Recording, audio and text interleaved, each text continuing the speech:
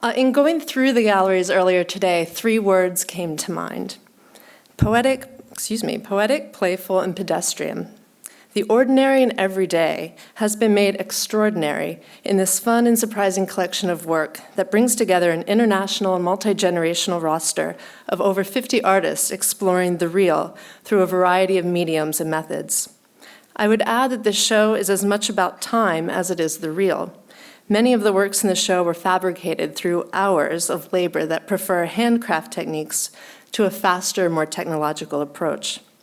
Not only that, but we as viewers have to discern, really, what are we looking at? Is this real? How was it made? And much of the subject matter seems to explore the pauses or the in-between moments of life that are often ignored. So I encourage you all to explore the show and relish in slowing down. Now I'd like to welcome Walker curator Siri Engberg, who is going to introduce our guests, and please enjoy the program and the show. It's a delight. Thank you.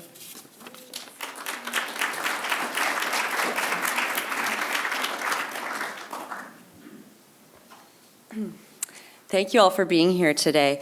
I want to introduce Michael Duncan and James Casebere, and then each of them is going to speak for a couple of minutes here at the podium, and then the 3 of us will sit down and have a discussion, after which we'd like to invite all of you to ask questions if you have them. So it will be sort of a 3-part program. Critic and independent curator Michael Duncan is corresponding editor for Art in America. His writings have focused on maverick artists of the 20th century, West Coast modernism, 20th century figuration, and contemporary California art. His curatorial projects include surveys and recontextualizations of works by Sister Corita Kent, Kim McConnell, Lorzer Feidelstein, Eugene Berman, Richard Pettibone, Alberto Burri, Wallace Berman, and contemporary Los Angeles art. He curated the 2009 Texas Biennial and the exhibition L.A. Raw, Abject Expressionism in Los Angeles, 1945 to 1980, from Rico Lebrun to Paul McCarthy. This is a show currently on view at the Pasadena Museum of California Art as part of the Pacific Standard Time initiative. His forthcoming traveling exhibition, An Opening of the Field, Jess, Robert Duncan, and Their Circle, opens in 2013 at the Crocker Art Museum in Sacramento. And James Casebere was born in 1953 in Lansing, Michigan. He grew up outside Detroit, attended Michigan State University, and graduated from the Minneapolis College of Art and Design here in Minneapolis with a BFA in 1976, where he studied with the sculptor Sia Armajani. He received a BFA from CalArts in 1979. Casebeer's pioneering work has established him at the forefront of artists working with constructed photography. His first exhibitions in New York were at Artist Space, Franklin Furnace, and the Sonnabend Gallery. His work was associated with the Pictures generation of postmodern artists who emerged in the 1980s, which included Cindy Sherman, Robert Longo, Laurie Simmons, Richard Prince, Matt Mulliken, James Welling, Barbara Kruger, and others. For the last 30 years, Casebeer has consistently devised increasingly complex methods and photographed them in his studio. Models, I'm starting to say, not methods. And you'll see some of these in a moment. Based solidly on an understanding of architecture, as well as art historical and cinematic sources, Casebeer's abandoned spaces are hauntingly evocative. His table-sized constructions are made of simple materials, pared down to essential forms. Casebeer is the recipient of numerous fellowships, including 3 from the National Endowment for the Arts, 3 from the New York Foundation for the Arts, and 1 from the John Simon Guggenheim Memorial Foundation.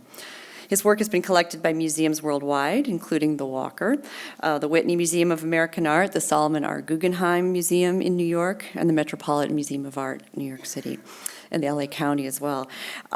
Please join me in welcoming both of them. Michael Duncan will be speaking first, and then you'll hear more from all of us. Thanks so much.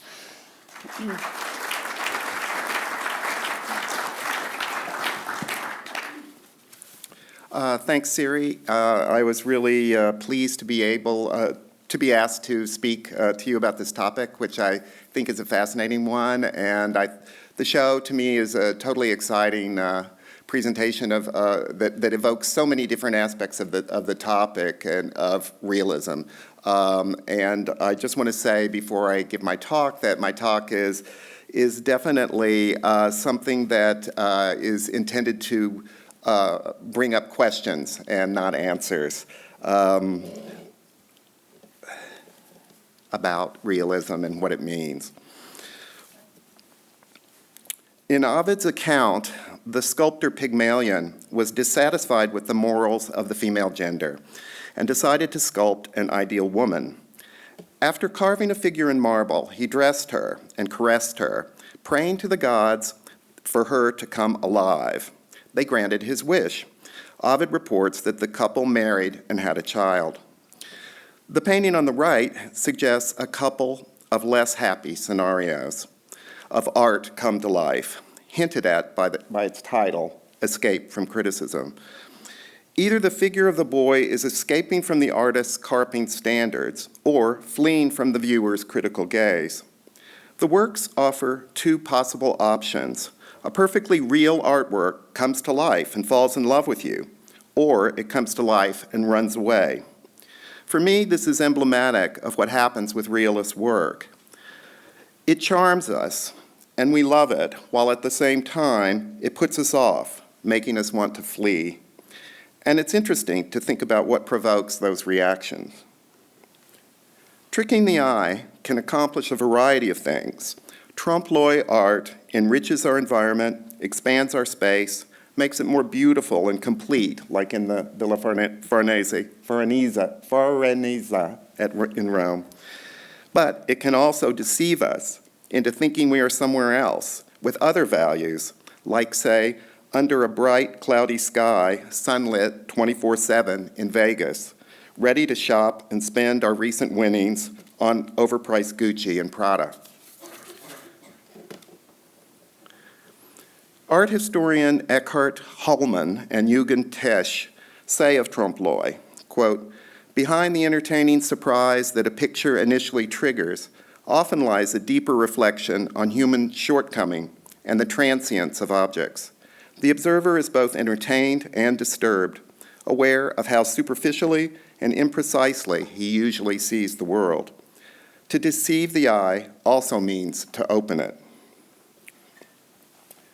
Do we really want art to replace the real world? To use a picture of it as a substitution for reality?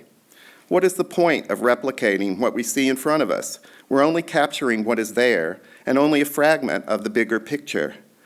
But we do seem compelled to make a stab at it. And from Magritte's evidence, we are pretty good at deceiving ourselves as we make the effort. This process is how he depicts the human condition. It's easy to take a step back and see our own conception of self as inconclusive and a failed attempt to capture a reality bigger than us. Our pictures of reality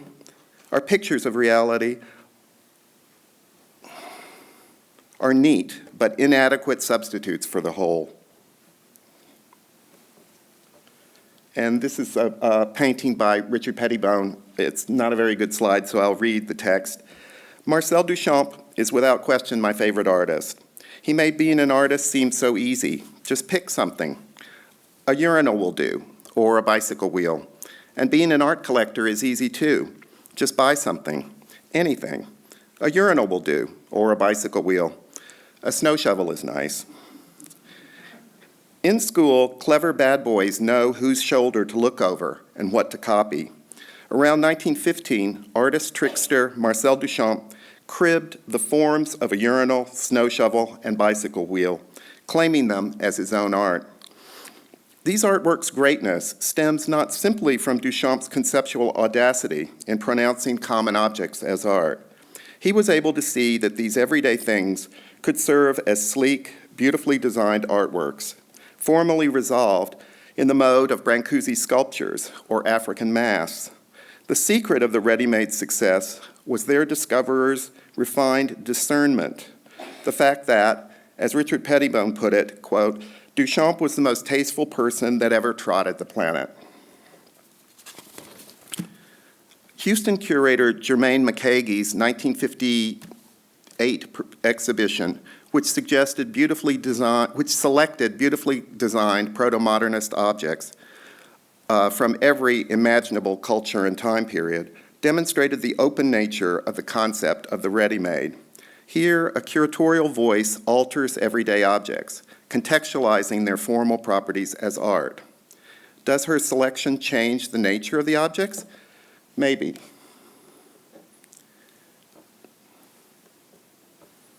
Pettibone here presents an homage to Duchamp, a recreation of a handsome store-bought snow shovel that he liked the look of. Is the embrace of the ready-made by post-Duchampian artists simply a recognition of good design and a matter of connoisseurship? These kinds of issues fueled the great works of 1960s pop. Johns appropriated the designs of real things like flags and targets as formal compositions for painting, eviscerating their practical functions. Given Johns' sophisticated surfaces and paint handling, there is no question about these depictions being perceived as art. These are not trompe-l'oeil objects. But these sort of are. Rauschenberg replicated a free-form composition, belying Factum 1's originality and spontaneity with the same composition in Factum 2. His odd act of nihilism questions the sincerity of artistic expression. Yet, at the same time, both works are inherently expressionistic. The doubling of poetic impulse doesn't really cancel out the viewer's interest in a complex, multi-toned collage. I skipped one. There it is. Arthur Danto has famously talked about the radical nature of something that looked like a commercial product being presented by Andy Warhol as art. But actually, the pristine nature of the wooden boxes kept them from really resembling commercial products. Warhol seems concerned more with the tussle between high art and low consumer goods than in reflecting the used and handled objecthood of these boxes. More convincing on a trompe-l'oeil level are the painted replications of cardboard boxes by Dan Duquet.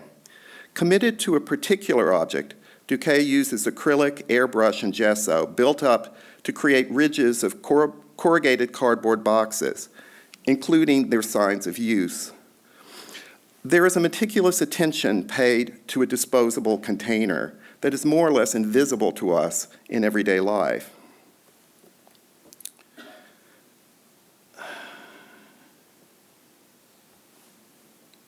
The painting by Robert Ryman's contrast with Duquet's depiction of a cardboard box for fry boots is fascinating. Ryman's work is all about formal decisiveness and control, about the artist's self-willed denial of color, his compulsiveness, the purity of an art object and human intervention, the performance of an artist, and the theater of art making, all in the creation of a kind of purity. In the well-known essay In Praise of Shadows, the novelist Junichiro Tanizaki described how traditional Asian culture idealized the textures of used objects. And this is a quote from Tanizaki. "We do not dislike everything that shines, but we do prefer a pensive luster to a shallow brilliance, a murky light that, whether in a stone or an artifact, bespeaks the sheen of antiquity. Of course, this sheen of antiquity, of which we hear so much, is in fact the glow of grime. There is no denying that among the elements of the elegant in which we take such delight is a measure of the unclean, the unsanitary. Westerners attempt to expose every speck of grime and eradicate it, while we Orientals carefully preserve and even idealize it. Yet for better or worse, we do love things that bear the marks of grime, soot, and weather, and we love the colors and the sheen that call to mind the past that made them."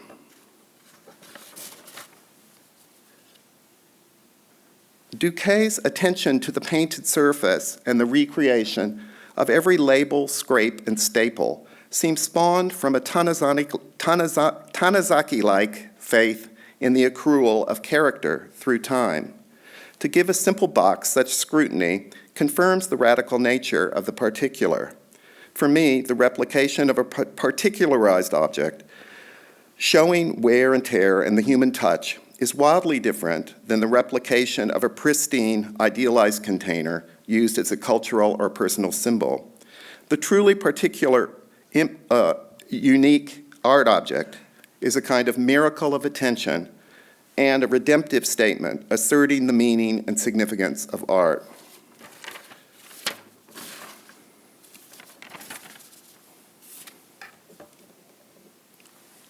Kazushiro, a student of Dan Duquesne's in Los Angeles, has taken Duquesne's ideas and techniques into a different, somewhat darker realm. In his hand-painted on canvas objects, small signs of ownership defy the blandness of the low consumer appliances and apparatuses that he depicts. Questioning the purity of minimalism is an underlying factor.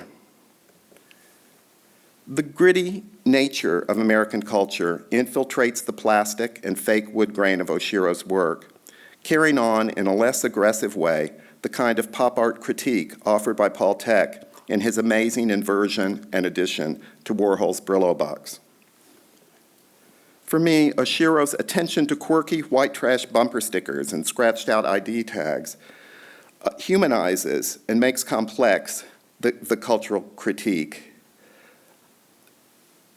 Somewhat in contrast, there is a colder case that might be made for an art object like Charlie Ray's car, a fiberglass cast of a vehicle whose role in a fatal accident distinguishes it as an accomplice to the death of an unknown, unattributed human being. But what about the hyperreal, a depiction that goes beyond normal visual capacities to look realer than real? Isaac Lehman presents tightly framed frontal views of common objects made with a large format 4x5 camera with a scanning back, a camera attachment which enables him to make multiple digital images over several minutes of time. Masterfully cobbling together these images in Photoshop, Lehman achieves a clarity of image that goes beyond that of HDTV, in photos that seem realer than real, beyond the powers of human vision. And surprisingly, there is the poignancy of the fake. In Keith Edmere's meticulous recreation of the kitchen from his parents' Illinois suburban home, it is the signs of imperfect refabrication and not quite perfect craftsmanship that make the pieces most interesting for me. These signs of the handmade are everywhere, driving home the nostalgia and cultural stupefaction of the project. Finally, as Ed Ruscha depicts it, there is a luminous appeal of the real, a self-conscious, exotic concept that looms large in all our minds. Ruscha alludes as well to what underlies and challenges our consciousness, self-image, and ideas about reality, the estate that ultimately lies ahead for all of us at the ebbing of the day, the unknowable, indefinable real estate in the sky. Thank you.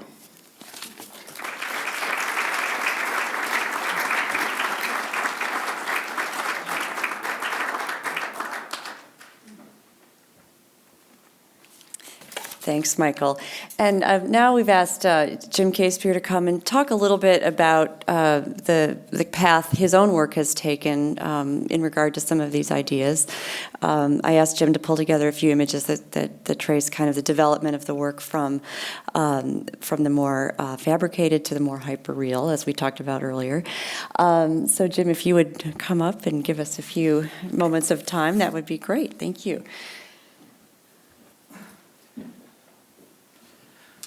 Thank you. So it's a pleasure to be here. I come back to Minneapolis once every 5 or 10 years to visit.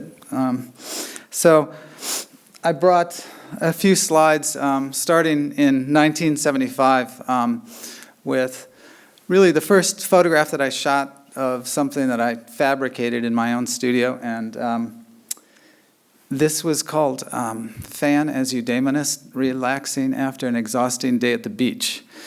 And I guess, I wanted to address some of the issues that come up in the show a little bit, but at this stage in the game for me, constructing something to photograph was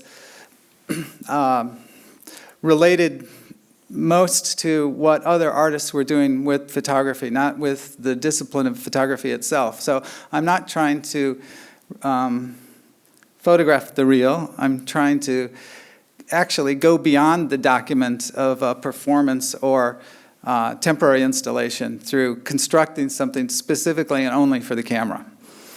But I think even in this beginning, you can see a few of the way maybe conceptual art and pop art segue into one direction, and in a way that is true for a lot of the artists in the exhibition. The fan is kind of borrowed from Klaus Oldenburg, I think, in his soft fan, and I guess Via Selmans also did something with a fan early on, didn't she? But Klaus Oldenburg did outlets as well. Yeah, that's true. So, but for me, doing something in miniature, it was kind of akin to him doing something soft. It evoked memories of childhood, and it made something playful, and it also was about referencing the mundane. So this image was called Fork in the Refrigerator. It's also 1975. I was still a student here at the time. I guess in my senior year, MCAT, in fact. And the third image from this first series is called Bacillus pestis, to be looked at while listening to Schumann's Catch Me, Scenes from Childhood, Section 3. It was actually meant to be looked at while listening to the music from a tape recorder on a stool sitting in front of the photograph. So, but it's also references television as an influence on me being kind of one of the first of that generation of artists to be raised on television. And Bacillus pestis is the Latin name for the plague. So I had an ambivalent relationship towards television and film, I guess. So I'm going to jump ahead a little bit just to stay in touch with the issues of the exhibition itself. And this gets us to about 1992, I guess. I dealt with a lot of ideas in architecture, and from the residential to the Enlightenment. And when I got to thinking a lot about Enlightenment architecture, I honed in on the prison as something that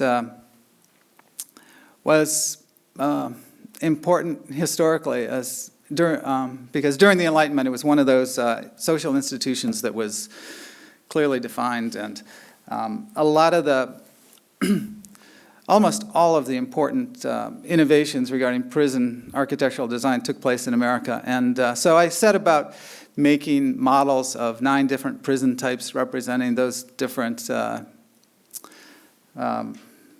styles. And anyway, this one is based on Eastern Pennsylvania State Penitentiary in Philadelphia and represents a radial prison. This is an image called Asylum. And the recognizability of the image as a model was always quite apparent. It was there. When I began to go inside the spaces to photograph prison cells, it became more ambiguous. It wasn't clear whether it was a real space or a small space or a big space or an artificial space. And so that moment of confusion lasted longer, let's say.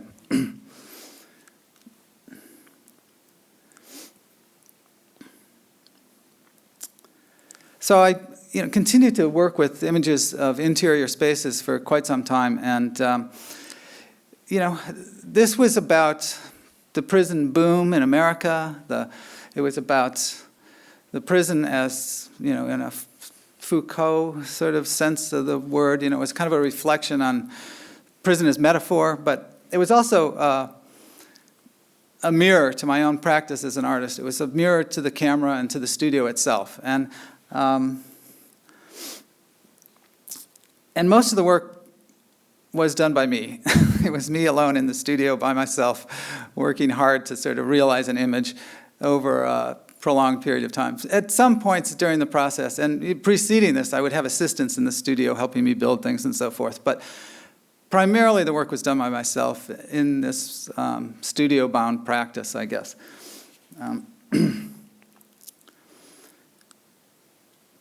This was called Toilets, appropriately.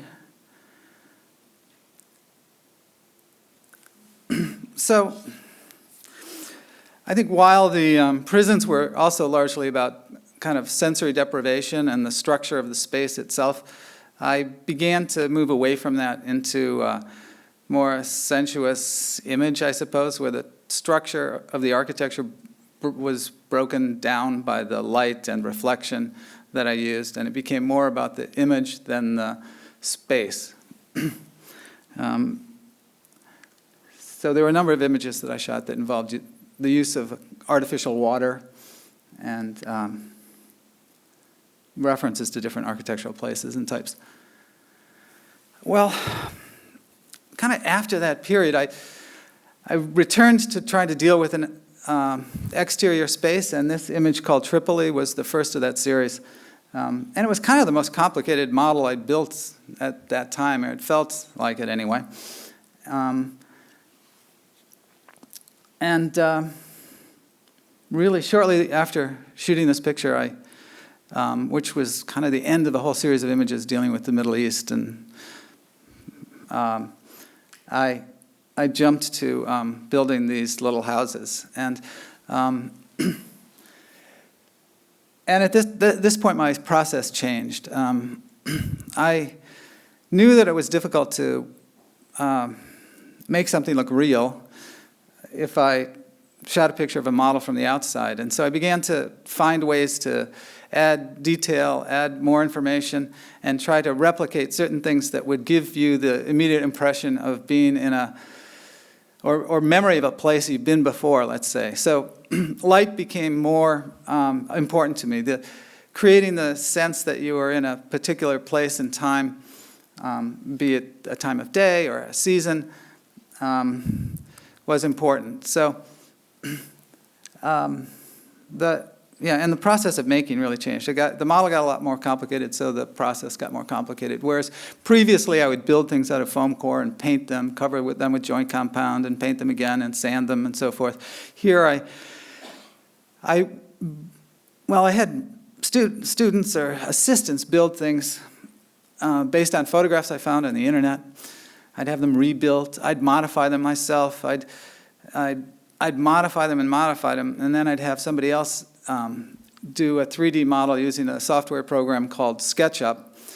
We'd transfer the model to we'd make a template, basically, and transfer it to AutoCAD, and then we'd laser cut the parts of each house and reassemble the house in the studio so that they just weren't as funky and covered with plaster as they had been before, let's say. So I could build house after house. I could replicate the same structure quickly, and I could experiment with the color and so forth. So we began airbrushing the houses, and anyway, so this was the first image of that series. So this is just a shot of my studio with the model on a table.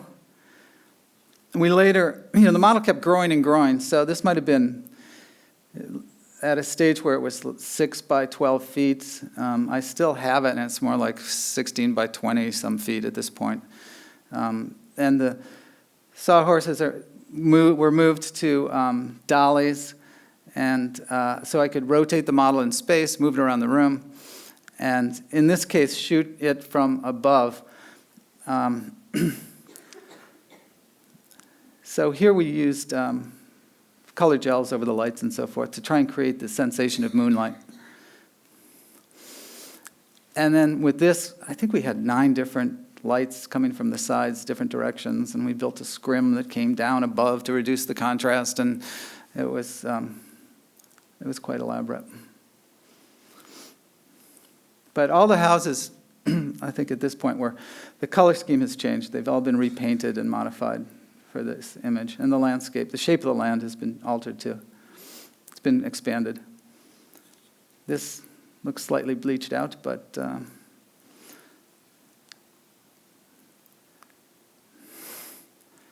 and this is the image in the exhibition, where at this stage, this was kind of the last of that group that I did, and the model, we kept growing in the foreground, but I could talk more about this specifically in the story behind this particular choice of houses, but I don't want to take up too much time, and I want to get back to talking about the exhibition a little bit. So these are all simply called landscape with houses, and they each have a number. And then the last two images included this athletic field in the foreground and the introduction of fire.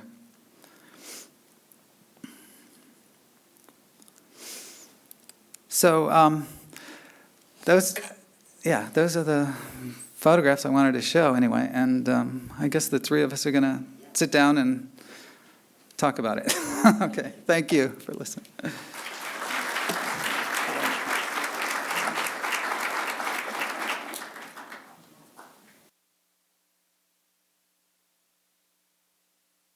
To both of you for being here. I'm really delighted that we were able to hear both of your perspectives.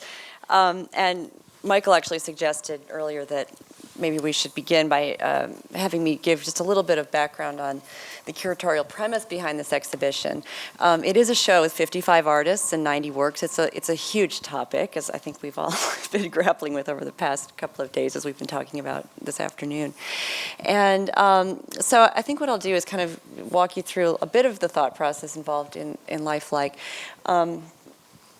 We decided to kind of think about the what, the how, and the why behind a lot of these works, because I think that is kind of what happens when a number of people look at these pieces, and when they have this process of the encounter with these objects that look real in the gallery space. And when I first started thinking about the exhibition, I really was thinking about it as an exhibition about people who paint from photographs. And gradually it became more compelling to me to think about the exhibition as something that might also incorporate hyperreal sculpture, installations, video, photography, drawing, and really integrate the media in a way that shows the vast range of approaches that artists have come at this topic from. I wanted this to be a show that was multi-generational, so we did begin the exhibition with works starting in around 1967 and going to around 1975. So the first room in the exhibition is quite historical, to include some of the artists that Michael talked about a few minutes ago, and really kind of talked about this idea of a group of artists that were emerging in between pop and photorealism. What I'm showing you right now are a few images of what the show really isn't.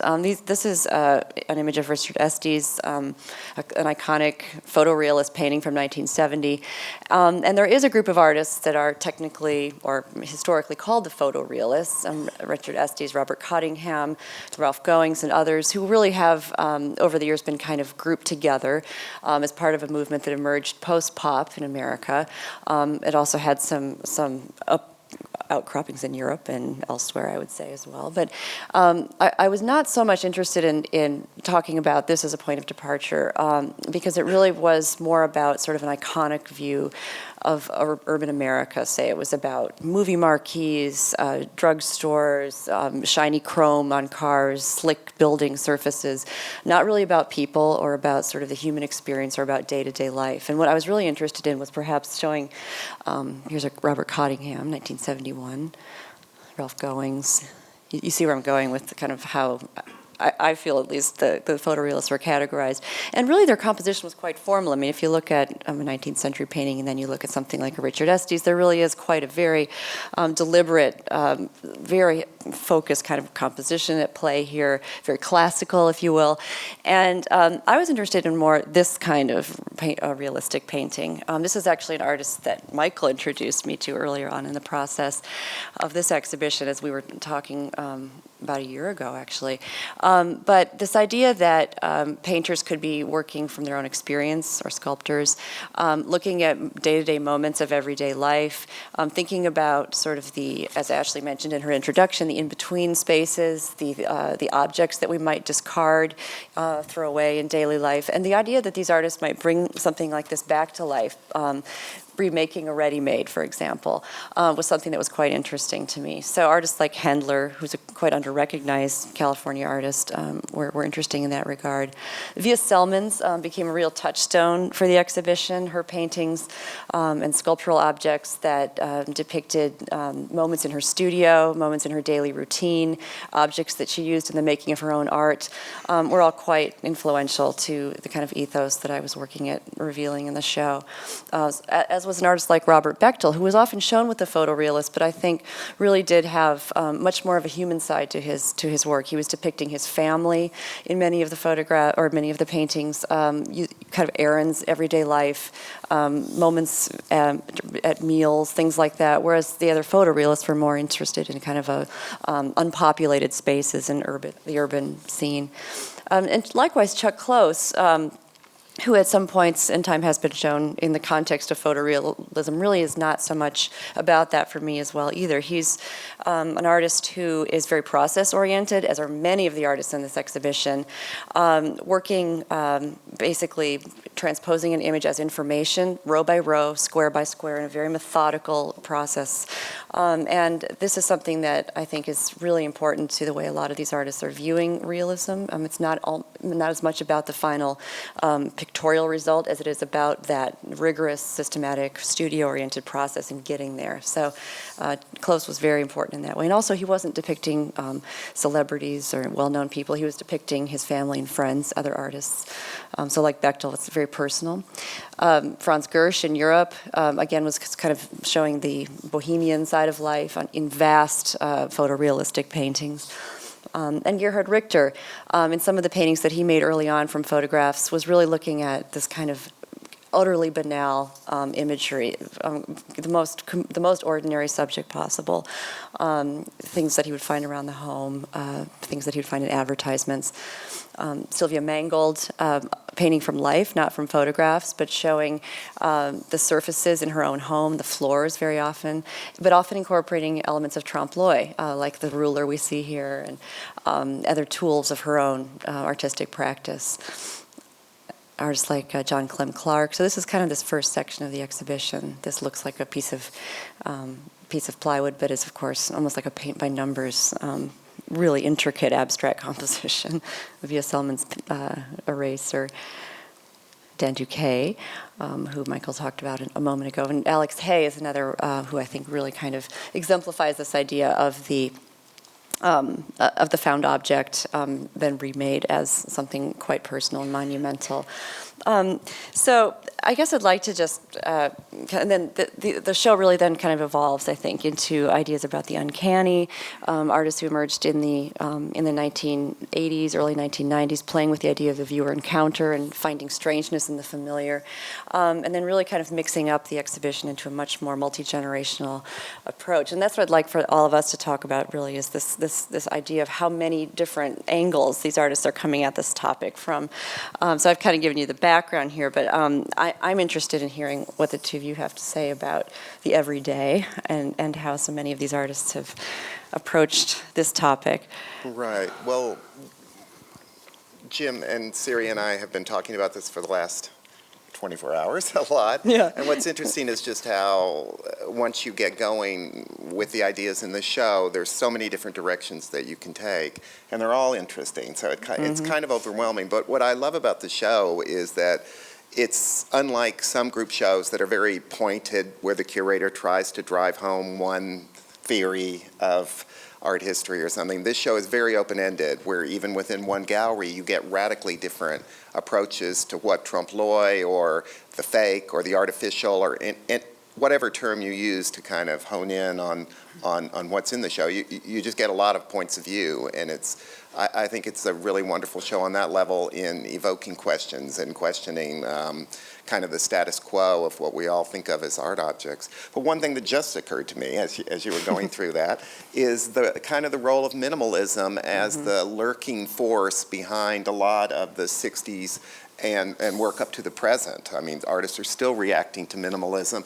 And what's kind of interesting is to think about, you know, the ultimate goal of the minimalists was to create this kind of Zen-like focus on an art object, where an art object becomes a contemplative thing.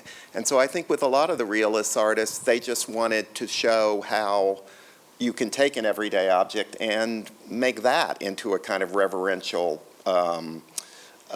object for the art experience. And how, you know, because it's easy to think of a lot of this work as reaction to minimalism, but in a weird way, it's like replication of certain minimalist, underlying minimalist notions. And you talked a lot about your work referencing the mundane early on as something that captivated your attention. Yeah, I think that was always important to me, actually. It was a major part of how I approached making art, and I think the fact that they're photographs is part of that. It's inexpensive, accessible, reproducible. It's not about, well, in the Walter Benjamin sense of it's not about the aura of the object. In my case, it's about the everyday nature and reproducibility of the photograph. But I think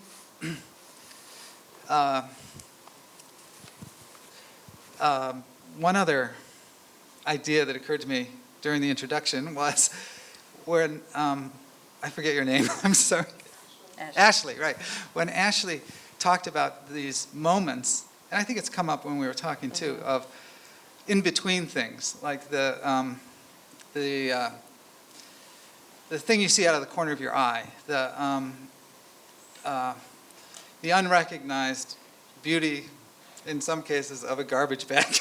But when I went about making some of these landscapes with houses, I had several different intentions. I mean, one was to address kind of the issue of the mortgage crisis. One is to address the crazy way we live, the waste of resources, the kind of absurdity of a single oversized house on a big lot, and the, you know, in the age of the end of oil kind of thing. And you know, kind of looking for other ways to live, looking ways to examine the way we do live now. But while wanting to sort of critique these things, I also wanted to evoke the kind of pleasure that one might find in, you know, an early morning hour laying on your back in the grass, you know, between a couple of houses in the backyard, whatever. I wanted to sort of imbue the image with a certain sense of pleasure and play and joy while dealing with a very troubling, anxiety-provoking subject. So my rendition of this sort of image of the American dream is critical, but it's also empathetic, I guess. Well, I see that in your photos of the prison also, you know, that for me it evokes that Elizabeth Bishop essay about how that's where she'd really like to live, was a prison cell. And she goes on in a really lyrical way about that kind of isolation and that kind of just cut off zone where she could really come into herself. And, you know, you made them really beautiful. And I think that's really interesting. And it's interesting that it carried through to the suburbia vision also. And, you know, those were kind of a nod to minimalism, too. They were, Sure. They were minimal spaces, you know, Yeah. for better or worse. There was Yeah. a pleasure in that, and also pain, I guess. And you had mentioned earlier, Jim, this notion of kind of having the object be a place where the ideas can be embedded. And you know, I think that there are actually a lot of the artists in the show are using the familiar as a place to play in those ideas, you know, to either take you someplace that might be uncomfortable, someplace that might, you know, might evoke something very personal, or just really play with this idea of delight as you're talking about, you know, and actually be created in a way that really does provoke this kind of awe and the sensation that someone actually has spent an inordinate amount of time making something quite real looking. So I think all these things come to play. But when you think about the idea of the encounter, when a person comes and experiences one of your works, how does that come into play? This, like, when I don't know. I don't know. I guess there's a certain desire to transport the viewer right to another place and time. I mean, you talked about making that moment of confusion last longer. I guess that's Yeah. what I mean, this manipulation of the viewer and how, how we go through that multi-step process and realizing something isn't real. And then Right. I was realize struck how it was by made. the photograph of yours of the prison where you saw the shadow of a chain link fence on it, and the chain link fence is out of proportion with the building, right? So you have included this clue letting you know that it's fake. Yeah. But then I think there's kind of a beauty in that, like in the clues. I think of the Keith Edmere installation too, where for me, it just seems really to see the kind of flaws in the Formica or in the knobs of the stove or whatever. It's like, okay, this guy has really gone all out in the recreation of this kitchen from his childhood. And there's a kind of sweetness to that, crazy sweetness to it, that changes the notion of the concept of, I'm just going to recreate my kitchen. And, it's like, it's so not Jeff Koons in a way, it's got grittiness to it, even in the idea itself, in a way that it's not about commodity, It's more of a personal thing. And so for me, to see the flaw, to see the clue to the fake in your photographs gives me a kind of route into you, because I like to see everything as expressive and individualistic. So that's what I look for as a viewer, is roads into the artist or the artist's psychology. I'm sure other people approach them completely differently, but it's one route into your work. So. The other question that you raised was about process. And, Yes, and, right. Why do these people spend so much time reproducing something so carefully that could have been found and placed there in a more simple fashion? And I guess the same question could be asked about my work, of course. Why does he build all this stuff? And what does it mean? So I think there are lots of different answers to that question. But I think the process is a big part of it. If I sort of embarked on this, responding more to conceptual artists who were involved in performance, let's say, and documenting their performance, I was setting something up in a similar fashion. I guess it was somewhat theatrical, but the process is a large part of what I do, I guess. And it's changed, given the complexity of the model. And but the extreme with which a lot of these artists, the extreme to which they go is great. And I'm trying to find a few other examples. Some of them make these things in a handmade, obsessive fashion personally, and many others have them produced by assistants. And I don't know the answer really, but I'm wondering what is the significance of that in each case and overall, Well, I think a number of artists, at least in this exhibition, there are artists in both camps represented in this show. There are artists like, Gavin Turk, for example, here, who's making a cast. This is bronze, but it's been cast and painted. It's a fairly direct way of translating something real into something permanent, or something that looks real into something quite permanent. Then there are artists like Jeff Wall, who's creating a high degree of introducing a high degree of fabrication into the image and really cobbling together something that is inherently quite disturbing. And layers of artifice reveal themselves the longer we look at the image. But then artists who I'm going to flip around here, but Yoshihiro Suda, This is something that is obviously about the artist's hand. There's a high degree of craft in this piece. It's magnolia wood, it's hand-painted, it's incredibly delicate, it's been made over a long period of time. This is an artist who's very much connected to the materials and the labor and the time. But though somebody like, say, Rudolf Stingel in the show, who creates the large-scale black and white self-portraits, is working entirely with assistants and having the piece basically farmed out. Maurizio Cattelan, who made the mechanical elevator, has had that fabricated by an outside fabricator. So there is a couple of different approaches going into it, but it is quite conceptual in its basis, I think. Right. Well, there is the distinction of artists who are concerned about the content, and I guess it's the attitude towards the content that creates several different categories within your show. Like for me, Gavin Turk's the sleeping bag, it has a symbolic significance, mainly because there's a figure in there covered, and you think of homeless people, you think of even childhood. Where did it go? There it is. of an image of a child hiding under the covers, or cocooning yourself on a camping trip. I mean, it brings up a lot of kind of narrative in a way that, for me, like Catalan, there's no narrative. It's a joke, and it's cute, but I don't care. And it's a one-liner. Yeah. And it's just such a different art experience, But I like the idea that you're in a show where you're getting both, and they're not grouped that way. So. Well, I mean, as long as we're talking about process, I'm thinking about Ai Weiwei's piece too, with the sunflower seeds. Yeah. I think I have. And I understand that there is this symbolic content to the sunflower seeds that.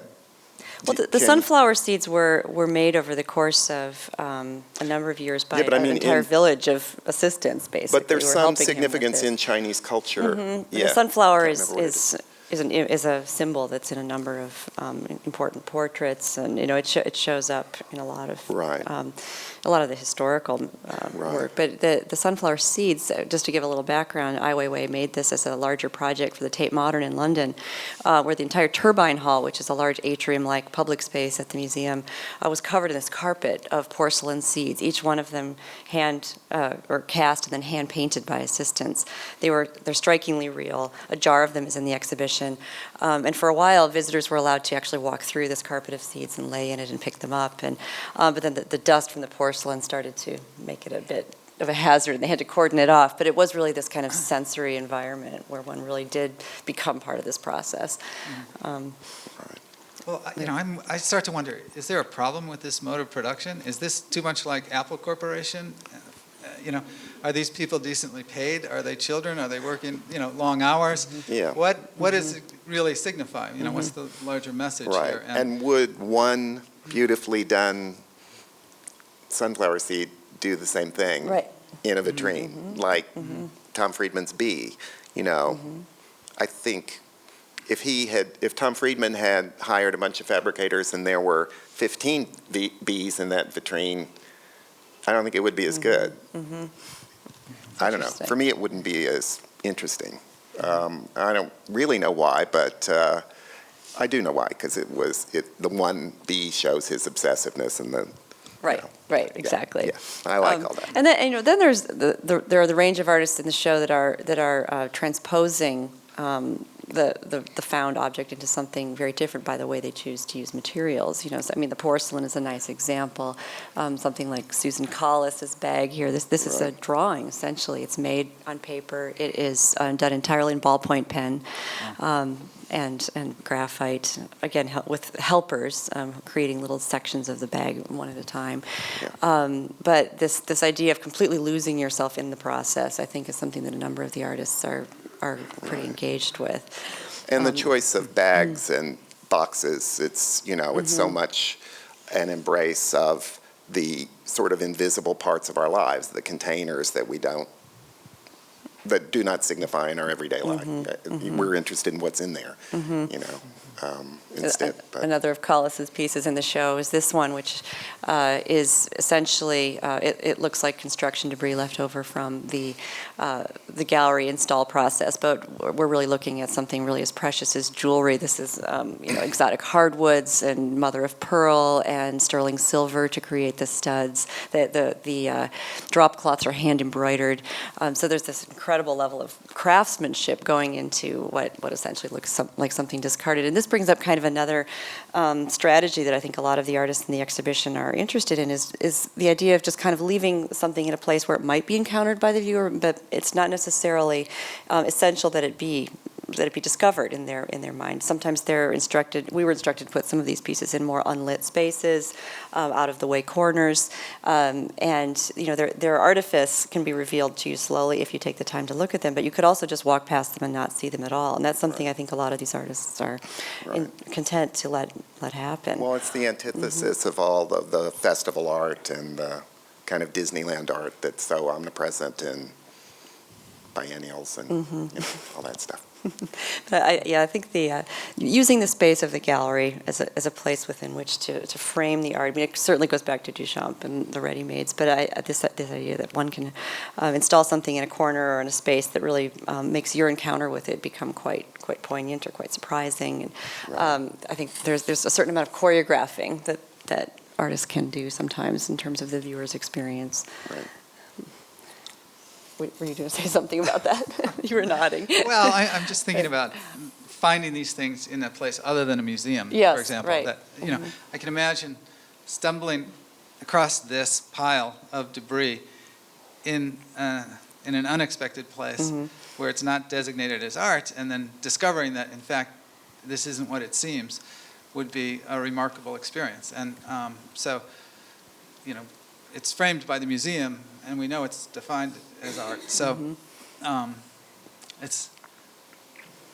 it's a little bit different. It is a little bit different. And I think, It's like there's a story going around on the internet about a virtuoso violin player who was in the subway in London, and people weren't putting much money in the case, and people were just walking past. Some of the children were stopping, but everybody else was kind of just letting it happen. And then he played in the Royal Albert Hall the next night, and it was a sold out crowd. It was context, but.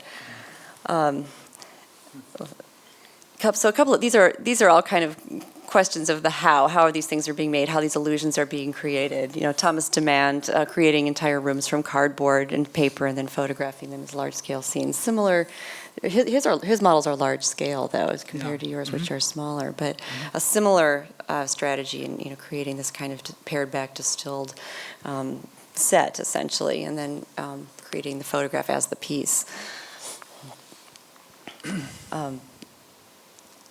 But I wanted to talk about this one here. Oops, I'm ahead of myself. Here we go. We were all talking about this picture in relation to Jim's work a couple of minutes ago. This is Esteban Pastorino Diaz, an artist in the show from Argentina, who creates photographs that are of real scenes. These are usually using cameras that he fabricates himself, pinhole cameras, that he then will suspend on kites that are, and then have a radio-controlled shutter. So the exposure is actually of a real moment down below, but what transpires is this image that looks quite real, or quite artificial, I should say. It looks like a model. It looks like maybe something you would have fabricated by hand, or the set for a model train. But he has created this level of artifice within the real. Right. The weird thing for me is this is the most effective trompe-l'oeil in the whole show because I find it impossible. I just find it impossible to believe that those are real planes. I mean, I believe it, but I find it totally trompe-l'oeil working, which is, if you look at it from a formal point of view, it's the antithesis of trompe-l'oeil. So it's quite a right, and it's idea. also something kind of obtained by chance, whereas a number of the other artists in the exhibition are really the image working in a more deliberate way. The image of the cloth with the folds, I think, does a similar thing. Is it Taube Auerbach. Taube Auerbach. Explain what that. Yeah. Well, this is a series of paintings that Taube has done called her fold paintings, where she manipulates a piece of canvas physically, folding it, bunching it up, crinkling it in some way, and then spraying it with an airbrush, and then once it's unfolded, the kind of ghost image of what was happening with her hand manipulation reveals itself. Then she fills it in a bit and stretches it across a stretcher, and it becomes sort of a found trompe l'oeil. It's sort of the reverse of creating a very deliberate, trompe l'oeil painting. So I was intrigued by how a number of artists kind of Well, it's a different reverse kind those of process. Yeah. If you think of it's like Catherine Murphy with her incredible painting from life of the chair, of the fabric on the chair that's in the show. This is just a very different process to get a strangely similar effect. And we talked a bit earlier, the three of us, about the idea of humor and how that has come into the work in a number of different ways. Many of these works actually contain elements of humor, horror. You're attracted but you're repelled at the same time. As you were saying, there's maybe a sense of contentment, but also kind of a sense of insecurity at the same time. And all of this exists in the familiar, and I think that's the strategy that you're seeing with a lot of the artists in the show. This piece is Evan Penny, who has a background in special effects, but before coming to sculpture, probably one of the most hyper-real pieces in the show. We know it isn't real; it's 3 times larger than a normal head, but it still has this ability to give us quite a visceral reaction. Well, humor and terror are part of the uncanny. That's what fuels horror films, and why horror films always are partly funny, the good ones. Right. And I think that comes into this kind of art in interesting ways. Absolutely. There was an article that came out in 1970 by a Japanese roboticist named Masahiro Mori, who talked about this idea called the uncanny valley, where something is not quite. It's if a robot were to be made, he said that we're almost trying to look like something human. It could come to that point where it was not quite human enough, and thus repel us rather than make us feel empathetic toward it. And I think that's a place a lot of artists sometimes play in this moment between the real and the not quite real. Certainly with the human figure, but also I would say in your work, I think definitely has that space. Yeah, I always thought of horror and humor as an essential pair, actually. But I think since he clearly is his background in special effects, I guess I want to ask about the relationship with film in general amongst the artists. I guess there are some works that are more. I guess it's like Mungo's room with the film, the 3 walls. Yes. New York City. I was going to put Keats up there, I mean, in a way, he's doing something very similar to what I do, but from a different direction. It's funny. It's really interesting to discover the ways that it reveals itself as false, and it draws attention to the illusions of everyday life, and basically. Yeah, Jim's talking about the piece by Mungo Thompson in the exhibition called New York, New York, New York, New York, where you walk into the room and you sense that you're seeing 4 views of Manhattan. But then these cues begin to reveal themselves. A golf cart will drive by. You see maybe a bit of a palm tree in the background. The fruit looks like it's wax. You see a security guard walking past. There's suddenly no pedestrians. It's very airless. So it's a really interesting piece. Right. But I think there are artists in the exhibition like Keith Edmar, who we're looking at now, Evan Penny, who do have a background in film or have worked in special effects in some way, or really do have that sense of the cinematic in the work. And then there are others that kind of just evoke it, I think, through the way they're presenting the image, like Rudolf Stingel, for example, that very private moment, sort of a nap in a bed, shown at billboard scale in a painting that's, gigantic, screen-sized, I think is something that some artists are playing with also. Yeah. But just this idea of, the exhibition kind of evolves from a very sort of quiet contemplative objects, and then to those that really do evoke this sense of kind of awe and fascination, and this kind of Alice in Wonderland experience in some cases, like the Robert Therian that's in the Cargill Lounge right now. Then there are artists like Ron Muick playing with this idea in a much more overt way. This piece isn't in the show, but there's a small man like this one in the exhibition. But again, there is this kind of dual experience, I think. Yeah, well, I think for me, the oversized, the leaps in scale that certain artists are taking in contemporary art, it really it really is determined by what their subject matter is, Like this large man, this is like... I think he's about 9 feet tall, maybe? Yeah, and I have seen it in person, and it's just totally horrifying. It's really scary. And that gets me in a way that Therian's chairs, not so much. They're funny and sort of, what interests me is kind of the whole mid-50s childhood nostalgia aspect to it. But psychologically, just the human figure gives you this oomph, they're very different. They're very different artworks. Right. But we were talking earlier about what scale does, and how sort of odd it is. How sometimes it's incredible, and sometimes it just strikes you as something that might be a department store display, or or something at a theme park, or that kind of. And it goes back to this idea of film as well. You've talked about your working process as being similar to that of a film director in some ways, in the sense that you're really manipulating just about every aspect of that picture. Yeah, I want to back away from that a little right now in my work, but just because it's the nature of the production, the scale of the production, the number of people you have coming in, I would really like to simplify things for a while. And so,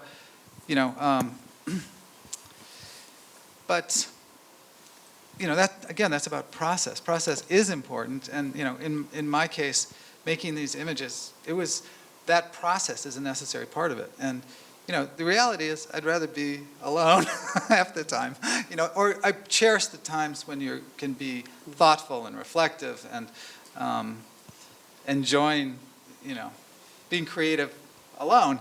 But on the other hand, some ideas require a different kind of execution and a larger number of people in a group effort. And so sometimes it's instrumental and sometimes it's necessary. But filmmakers probably feel the same way, So do the two of you feel that, there is a lot of work in the show that is about returning to the studio and really having a very direct relationship with the materials, working with your hands, really kind of setting aside some of the advantages that technology might offer in favor of the more labor-intensive route, and that really distinct sort of going back to using your hands and your time and your labor. Do you feel that in the context of our image culture now and the way contemporary art is evolving, that's a radical gesture to do something like that? I think it's always been a radical gesture. Like if you look at the artists who took a long time with their work traditionally, it's some of the most powerful work ever made.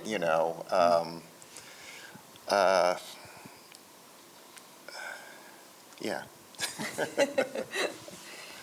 I do think that in as a viewer, to come across something like this and to then slowly have the recognition of how it was made and how that artist had a relationship to those materials and took that time is kind of an incredible experience too, visually.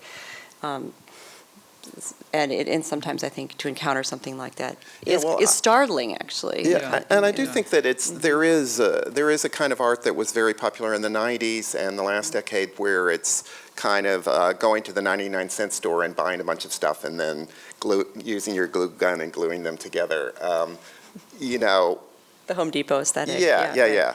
Mm-hmm. This work is, it's the flip of that, and it's kind of got a gravitas that's built into the process that other kind of work doesn't have.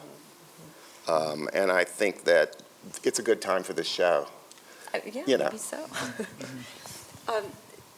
Well, I guess when I'm thinking about Via Selman's, I guess when you're raising this issue, because it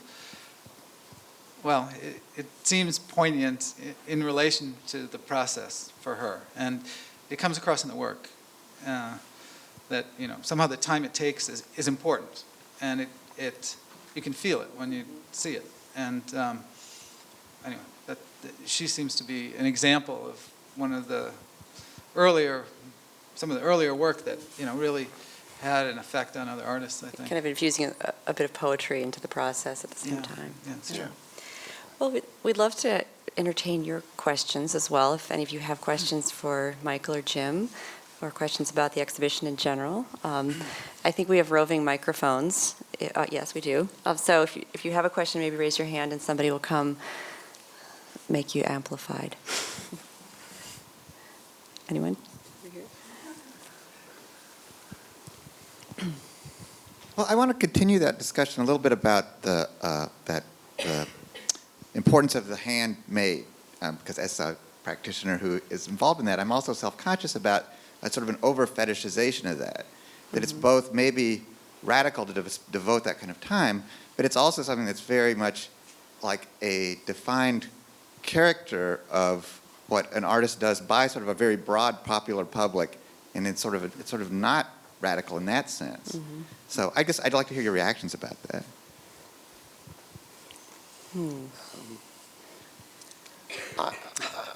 I don't relate to the term over fetishization, because to me there can be no over fetishization. I mean, if I have a fetish on something, it's limitless. So. Right. That's what a fetish is. So why not go with it? I like crazily, if someone tells me they spent 12 years making something, hey, I'm interested. Like Maxwell Handler, for example. My favorite artwork in the world is Jay DeFeo's The Rose, so yeah, she was involved. Mm-hmm. Your project took 2 years, right? The Dutchess County project? Well, that one model, it was probably, I still have it in my studio, and I'm still kind of going. manipulating it, actually. So it took a long time, yeah. I think the first image that I shot out of it was probably about 6 months after about 6 months after I started the first houses for it. Mm-hmm. So it took a long time, and I haven't escaped from it yet, but... But you're thinking of going to something a little simpler in the next body of work, a little less involved.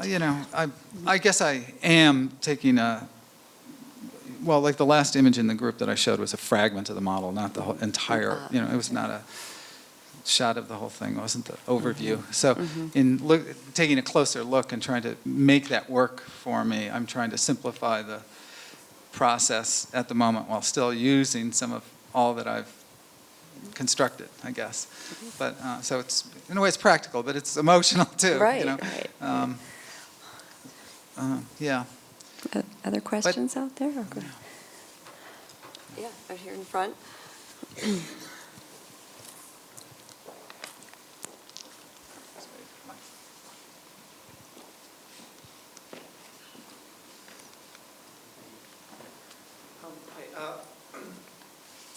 When you started off your original talk, you talked about 3 Ps, one of them being pedestrian, I believe. Oh, yes, Ashley had mentioned those in her introduction. What did you say? Pedestrian, playful, and poetic. To pick up on the pedestrian one, there's an aspect to this that I found to be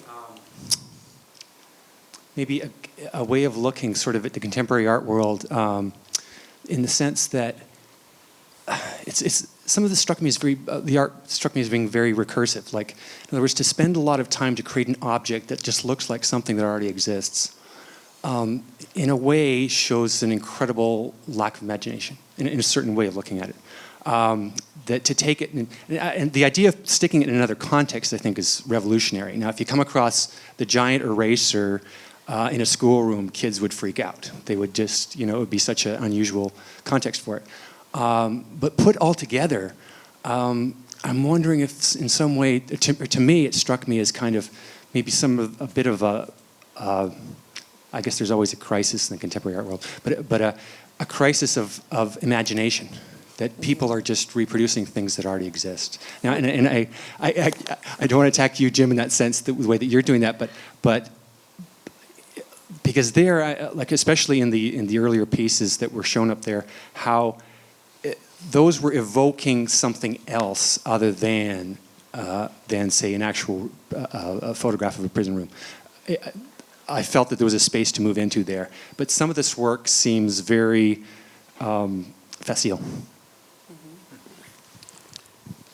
One of the questions that I had curatorially with this exhibition was that, yes, there are a number of artists who are recreating in a wide range of methods objects that are on a one-to-one scale, that are almost indiscernible from their real-life counterparts. I was concerned with trying to avoid the idea of a room of things that look like things. So that was a big part of it, particularly with sculpture. So that was one impetus for me in actually trying to make this exhibition one that wove together a number of media, a variety of scales, a lot of different approaches to the idea of how one replicates something or recreates something. Right, and I think what the exhibition really requires to appreciate the exhibition, it requires an attention that is. It's not the short attention span of 2012 America. It's a different type of mode of thinking. That's why I read that Tanizaki quote, but I think it's also inherent in thinkers like John Cage, and it's the attention, and in the poetry of William Carlos Williams, who said, "No ideas but in things." It's the idea of looking at the physical reality as something that needs attention to be paid to it. It's looking at the nothing. John Cage, wrote several books about nothingness. It's all very kind of filtered down from Zen, but it's just a different mode of looking at art. And it's like what we were talking about. It's inherent in minimalism. To look at a Robert Ryman white painting. There's nothing there. There's no content. The content is as nothing as looking at a paper bag. Mm-hmm. Although a paper bag, you can even, it's easy to extrapolate and get into the kind of everyday concept of nothingness. Right. So I think in this very profound way, this work is about the art experience of looking at a piece of cloth on a 4 pieces of wood and creating a whole world from that, like the great Renaissance painters on down. Yeah, it's Sol LeWitt, who probably the most process-oriented of the conceptual artists, who wrote a very important article called Paragraphs on Conceptual Arts. It's some of the best conceptual pieces come out of the most ridiculously simple ideas. And Mungo Thompson, another artist in the exhibition, says that one of his operating procedures is to really go after bad ideas and see where that takes him, and see where he can actually really make something beautiful from it. Another question?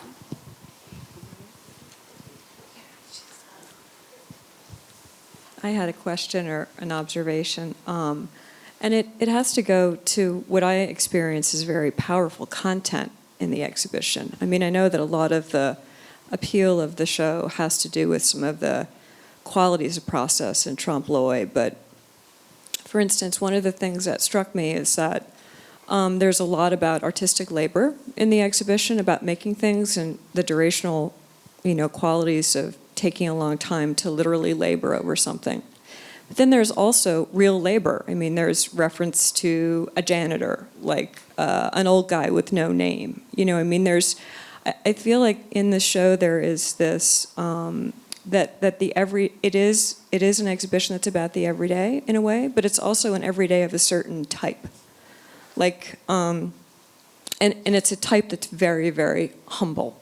a cash register receipt, like a person that looks like a homeless, person lying on a floor. So I think that on the one hand, there's this incredible fastidiousness, and there's this extraordinary visual effect that the exhibition has. But I think if you allow yourself the experience of actually looking at the individual objects, they unfold into these really very deep narratives about the relationship of art to very humble things and very humble people. I mean, there's even a little subtext of, I would say, like class too. Like there are some pieces that associate with like the suburban neighborhood, a kitchen of a certain type from a certain house, So I mean, I guess I would counter what was just observed. I think it is a lot about process and fastidiousness and appearance, but there's really, really, I find anyway, powerful content there.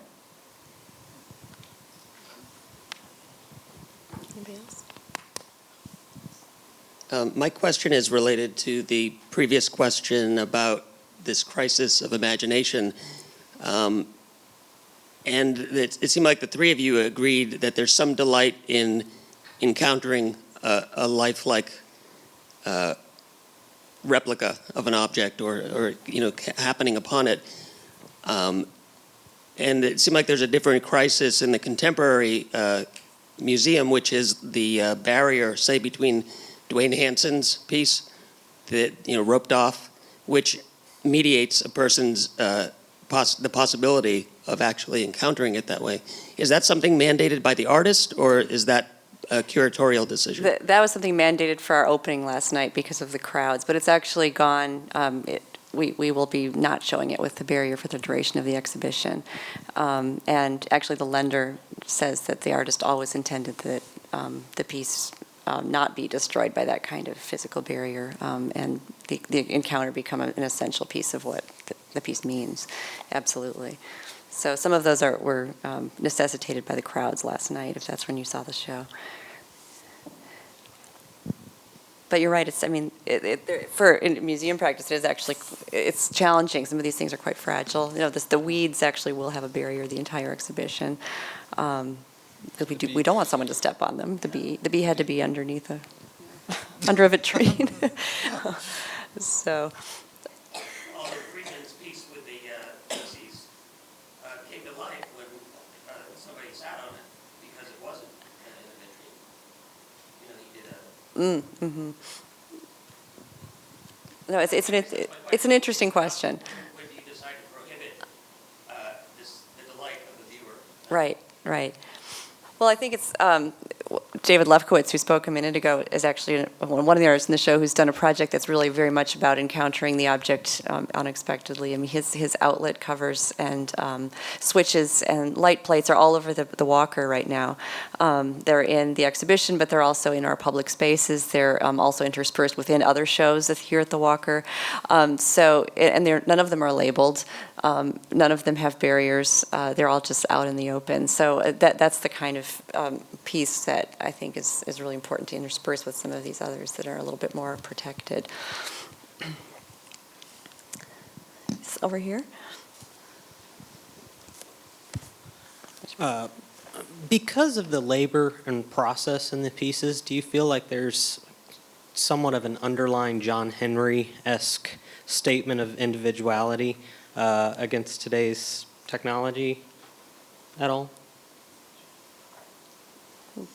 You don't like computers, right? You've said so many times. Sitting at computers, no, I don't like spending a lot of time there. I really don't. Yeah. But I don't know if that doesn't answer your question. Well, just thoughts, I guess. Yeah. John Henry, meaning kind of Man versus machine, but in this case technology, and the ease of digital reproduction. All right. I don't look at it that way, actually. I don't look at it as man versus machine. I think that, at least in my process, I might incorporate a lot of digital manipulation, but the two kind of go hand in hand, and they have sort of, we're kind of in a moment, I guess, where, it's not just, for example, it's not just television that is the plague. It's we are confronted with digital media information kind of screen experience in bathrooms, for example, in my hotel. And, it's like, I think Yeah. we're groping right now for this integrated way of life that involves all kinds of information systems and the individual simultaneously. And I think, it reminds me a little bit about the moment when fax machines arrived. And I remember somebody asking me a question about, do you think, people are spending more time alone because of the fax machine? And they're no longer visiting their neighbors. Wow. And no, we're just, I think collectively we grope to recognize the individual amidst a changing world. And we have to be critical of how we receive information and how we perceive reality at the same time. Yeah, I mean, I would just say, I completely concur with that, and that the image onslaught, I think, is kind of an adversarial force to almost all the art in the show. And one interesting thing is that in all our discussions, we haven't discussed reality TV. And I would say that reality TV is also in an adversarial role to what the artists of this show preach, the fakeness of reality TV versus, I mean, to me, it would be like if one of these artists created a reality TV show, it would be like a Warhol film. It would be a static camera of one person's face for an hour every week. That would be it. And that would probably really, it would be like a Warhol film. It would be vaguely mesmerizing, also boring, but deliberately so, right? Yeah, exactly. Rather than whipped up nonsense. And I love reality shows, so I don't know why I'm saying this, but oh well. No, but I think what you're asking is quite true of many of the artists in the show. There's a very deliberate pushing away of that kind of mediated image and a lot of the technology that they could be actually using in favor of a real relationship with the materials and a very deliberate crafting of authenticity. Yeah, and also art historically, I do think that these artists are in counterpoint to a lot of 80s work that was about image onslaught, the media glut of society and how we're all puppets of advertisers and, all of that kind of artwork. Well, thank you all for coming today. If there's any last questions, okay.